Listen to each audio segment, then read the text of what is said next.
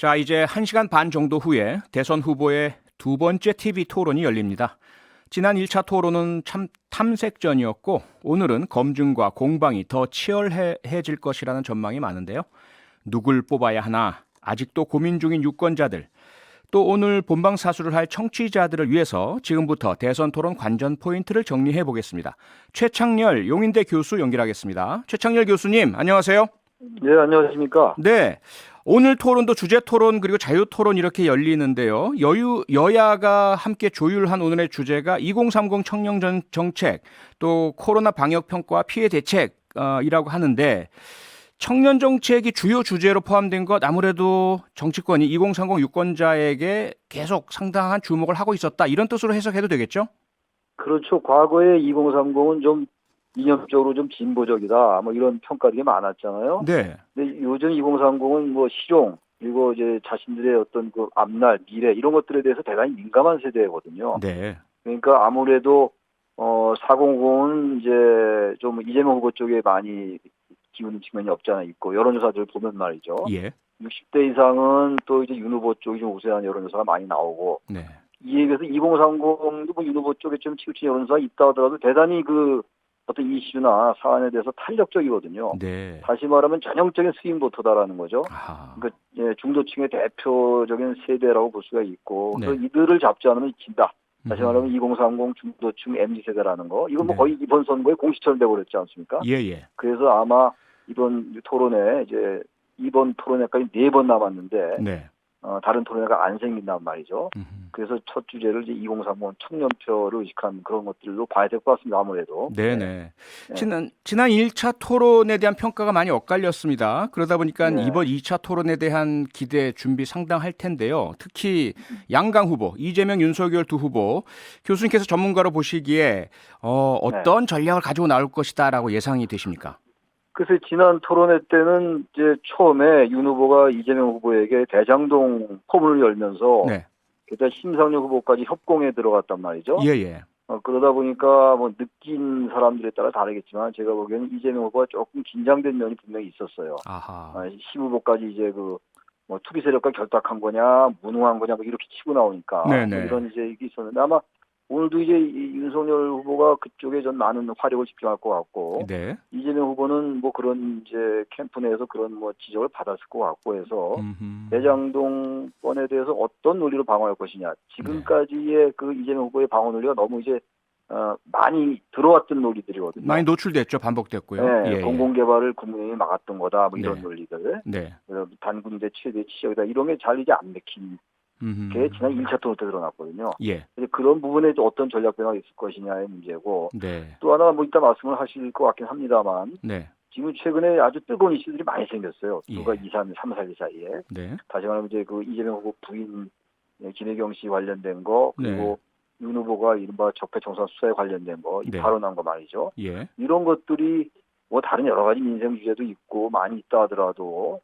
오늘 상당히 그쪽으로 전 초점이 네. 많이 집중될 가능성이 높다고 생각합니다. 일단. 네, 교수님께서는 오늘 저녁에 두 후보의 배우자 김혜경 씨, 김건희 씨 이슈에 포화가 집중될 것이다라고 예상을 주셨는데 사실 지난번에는 네거티브를 하지 않겠다라는 그런 서로 간의 뭐 발언 공약, 이런 약속 이런 것들 때문에 거의 얘기가 안 나왔었거든요. 근데 오늘은 그렇습니다. 확실히 다르다고 보시는 겁니까? 전 다를 것 같아요. 왜냐하면 오늘도 이런 네거티브에 너무 치중하면은 네. 어떤 득표에 별로 도움이 안 될 거라는 건 뭐 기본 상식이긴 한데 예. 지금 워낙 이제 뭐 일요일 날하고 월요일 날이 그 후보 등록 일이잖아요. 그렇죠. 게다가 워낙 이제 민감한 상태이기 때문에 뭐 거대 담론, 뭐 정치개혁 얘기 많이 나올 겁니다. 아마 네. 2시간 동안 다 나올 겁니다만 예. 역시 지금 이건 네거티브라기보다는 양측이 서로 공격한 하나의 포인트가 돼버렸기 때문에 검증이 될 것이다. 검증 대상이 되는 네. 거죠, 말하자면. 그래서 네네. 이 부분은 양측이 치열하게 붙을 수밖에 없다.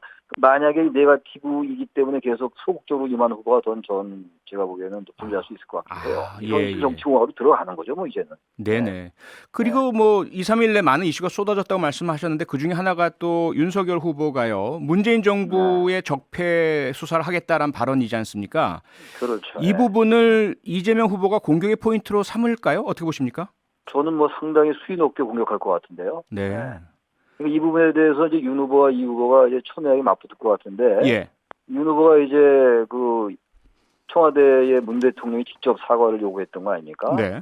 근데 거기에 대해서 어쨌든 정치보복은 자신의 사전에는 없다 이런 얘기를 하면서 네. 법과 원칙에 따라 한다라는 얘기를 했습니다만 지금 이재명 후보 측에서는 어쨌든 친문 진영이 다 지금 이재명 후보 지지로 돼 있지 않단 말이에요. 수치상으로 봐도 그렇잖아요. 네. 문재인 대통령 지지율이 그래도 40% 안팎인데 네. 이재명 후보는 다들 얘기하는 것처럼 30% 중반대의 박스권 못 벗어난다는 게 일반적인 평가란 말이죠. 네. 그런 상황 속에서 친문 지지자들을 결집할 수 있는 좋은 호재다라는 아하. 판단하는 게 당연할 것이고 네. 윤 후보는 반대로 물론 보수층 결집도 유리한 면이 있을 거예요. 강성 네. 지지자들이라든지. 예. 그럼에도 불구하고 이 적폐 청산 수사, 정치보복 이런 프레임으로 나오면 윤 후보로서는 불리할 수 있기 때문에 윤석열 후보로서는 예. 이 정치보복 프레임을 어떻게 빠져나가면서 문재인 정부가 네. 정권에 관련된 수사를 막았다라는 측면을 어떻게 효과적으로 공세에 넣느냐. 이게 아마 양쪽의 창과 방패 또는 아하. 창과 창끼리의 어떤 창끼리의 대결일 것 강대강의 같아요. 대결. 예. 네. 예, 그럴 것 같습니다. 교수님 그런데요. 이 네. 현 정권의 적폐에 대한 수사를 한다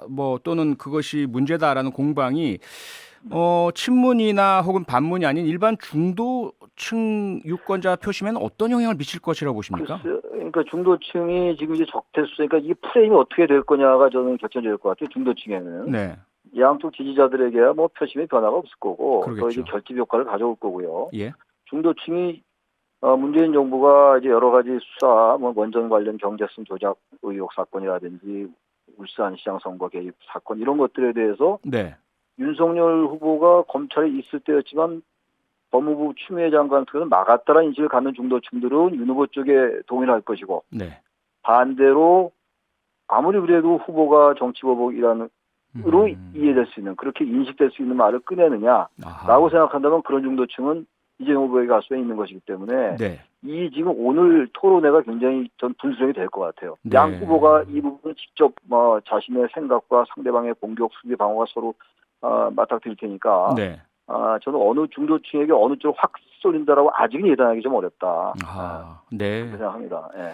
그리고 지난 토론에서 많은 화제를 불러일으켰던 것이 소위 장화 퀴즈식, 네. 아리 100을 아느냐, 텍소노미를 아느냐, 혹은 네. 청약 만점이 몇 점이지 않느냐 이러한 이제 질문이었고 답을 못하면서 화제를 불러일으켰었는데요. 오늘도 유사한 혹은 윤석열 후보 측의 반격이 있을 수 있다고 보십니까? 그러니까 아무래도 우리가 일반적으로 인식하기에는 이제 전문적인 지식이나 이런 부분들이 이재명 지사가 많이 이해도가 높다. 왜냐하면 자치단 취향을 했기 때문에. 네. 근데 이제 유권자들은 토론회를 볼 때 그 태도를 많이 보잖아요. 그 애티튜드, 우리가 흔히 영어 애티튜드라고 얘기하는 거. 네네. 좀 이제 어떻게 임하느냐의 문제 그런데 지난번에도 이재명 후보가 텍소노미나 이런 거 물어볼 때 설명을 하면서 이러이러한 건데 어떻게 생각하시오? 이렇게 물어보는 것하고 아는 걸 기정사실하면서 물어보니까 약간 보기에 따라서는 저 양반 너무 자신의 전문의식을 가지고 과도하게 뽐내는구나 이렇게 느낄 수가 있는 거예요. 이게 일반 태도거든요. 예. 윤 후보도 전 청약 점수 같은 경우는 좀 일반적으로 많이 알려진 거거든요. 그렇죠. 그런 것들은 좀 많이 습득을 하고 나오는 게 좋은데 지난번 보니까 윤 후보가 생각보다 많이 토론이라든지 전문 지식에 대한 이해도가 많이 공부가 돼 있고 이재명 후보는 워낙 토론을 잘한다라고 돼 있기 때문에 어지간히 잘해가지고는 잘한다는 소리를 못 듣는 거예요. 어떻게 보면 역으로 말이죠. 기대 수준이 다르니까요. 기대 수준이 높아요. 이제는 토론을 잘한다가 너무 과도하게 하니까 오히려 불리할 수 있다는 역설적으로. 네네. 네. 그러면 그분에서 그 교수님께서는 윤석열 후보가 그래도 기대치보단 준비가 돼 있었다라는 평가를 주신 것 같은데. 네, 그렇게 좀 봐줍니다. 앞서 말씀드렸던 청약 점수 같은 경우는 그 전에도 그 주택 청약이란 게 집이 없어서 못 해봤다라는 그런 말도 안 되는 답변에 의해서 이번에도 또 몰랐단 말이죠. 그러면 이러한 부분들에 대한 어떤 준비가 짧은 시간 동안 충분히 보완이 가능하다고 보십니까? 근데 그 부분은 평소에 이제 많이 관심을 가져야 될 거예요. 네. 저도 사실 청약 점수가 84점이라는 거를 저도 분양을 한번 받아보려고 몇 번 들어갔다 물론 포기했지만 도저히 불가능하더라고요. 그래서 알게 된 거거든요. 저도 솔직히 저는 몰랐죠. 저도 해봐야 알겠죠. 일반 사람들은. 해봐야지 알아요. 저도 타봐야지 하는 것이고.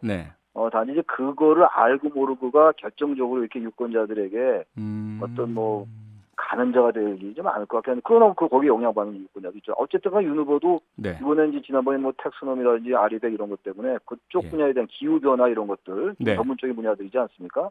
그런 것들에 대해서 얼마나 더 습득하고 나올지 그것도 하나의 관전 포인트가 될 것 같기도 합니다. 네. 교수님께서 그 지식이나 어떤 내용도 중요하지만 태도가 무척 중요하다는 말씀을 주셨는데요. 네. 지난 1차 토론 직후에 제가 2030 청년들에게도 인터뷰를 해보니까 청년들이 그런 지적을 하더라고요. 태도의 문제가 네. 상당히 중요하다라는 이야기를 네. 하던데요.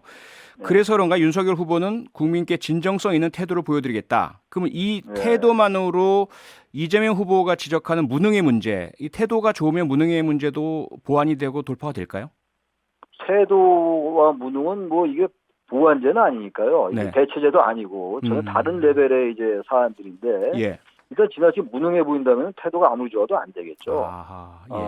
그리고 아무리 유능해 보여도 태도가 너무 교만하게 보이거나 네. 너무 저기 어떤 얼굴에 분노가 보인다든지 너무 아하. 과도하게 공격적으로 보이는 거 이런 건 유권자들이 대단히 거북스럽게 생각하는 부분들이거든요. 네네. 그런데 지난번에 보니까 이재명 후보와 윤석열 후보가 전 그 점수를 매긴다면 크게 서로 이렇게 우열을 가리기 어려웠던 것 같아요. 태도 면에 제가 있어서요. 보기에 태도면도 그렇고 네. 지식면은 조금 이 후보가 앞서는 것 같긴 한데 윤 후보도 상당히 뭐 안보 분야 이런 건 나름대로 과거의 국민의힘 경선 때보다 상당히 진전됐다라는 평가할 수 있었거든요. 네네. 그런 점에서 오늘 다시 이제 그런 점도 포인트가 되겠죠. 네, 교수님 그리고 안철수 심상정 두 후보가 지난 1차 토론 때 필요한 부분만큼 토론을 통한 지지율 확보를 못했다 이런 평가들이 있던데요. 오늘은 어떨까요? 그래서 심상정 후보는 아무래도 우리가 흔히 말하는 진보 의제를 계속 얘기를 해야죠. 정체성을 가지고 네. 노동제라든지 복지라든지 그리고 양대 후보가 기득권 정치의 어떤 그 갇혀 있는 이런 것들도 분명히 비판을 할 거예요. 비판해야 될 것이고. 네. 그건 이제 심상정 후보는 그런 전략으로 갈 것이고. 예. 또 지난번에 특히 페미니즘과 관련해가지고 김지은 씨한테 사과해라 해서 사과를 받아냈지 않습니까? 그렇죠. 후보에게. 그렇죠. 그런 건 의미가 있었던 거고. 네. 안 후보 같은 경우도 연금개혁 부분에 대해서 어쨌든 원론적이지만 합의를 네. 이끌어냈고. 예. 안 후보는 이번에 굉장히 중요한 토론가 돼야 돼요. 왜냐하면 다른 후보도 마찬가지지만 지금 지지율이 정체 상태거든요. 네. 게다가 단일화가 어쨌든 뭐 이번 대선의 마지막 결정적 변수로 떠오르는 상황이기 때문에 네. 자신의 존재감을 좀 충분히 보여야 된다. 그러려면 양쪽 후보를 효과적으로 공략을 해야 되는데 네. 단순히 어떤 그 거대 담론 이런 것만 가지고 공략이 안 되는 게 현실 정치공학이거든요. 이제 예. 선거가 가까이 오니까 네. 그런 점에서 얼마나 실력을 발휘할지가 그것도 이제 안 후보가 얼마큼 선전하냐의 하나의 그 분수령이 될 것 같습니다. 네, 교수님 마지막으로 좀 우문을 하나 던져 드려야 될 것 같습니다. 이게 뭐 스포츠 경기는 아니지만 그래 전문가로서 지난 1차 토론이 이재명 윤석열 후보가 무승부라고 하셨으니까요. 2차 토론은 어떤 후보의 우세로 점치십니까? 글쎄요, 저 오늘 이것도 박빙 아니겠습니까? 네. 여론에서 보니까 여전히 박빙이던데. 네. 윤 후보가 조금 앞서는 게 몇 개 있다 하더라도 다 오차범위 내기 때문에 이건 박빙 구도인데 네. 이번 토론에도 지금 제가 말씀드리고 우리 사회자께서 말씀하신 부분들을 양 후보가 다 정확히 알고 있을 거예요. 예. 그래서 지금 예측하기 대단히 어렵고 네. 토론 앞두고 어느 후보가 우세할 거다고 얘기하는 건 그건 토론에 대한 그 얘기가 아닌 것 같아요. 네. 역시 우문에 대한 현답을 주셨군요. 별 말씀입니다. 네, 교수님 오늘 말씀 혐오 우답을 했습니다. 제가. 아닙니다. 고맙습니다, 교수님. 예, 감사합니다. 네, 지금까지 최창렬 용인대 교수와 함께했습니다. 평일 저녁 6시 5분에 여러분을 찾아갑니다. MBC 라디오 교창원의 뉴스 하이킥.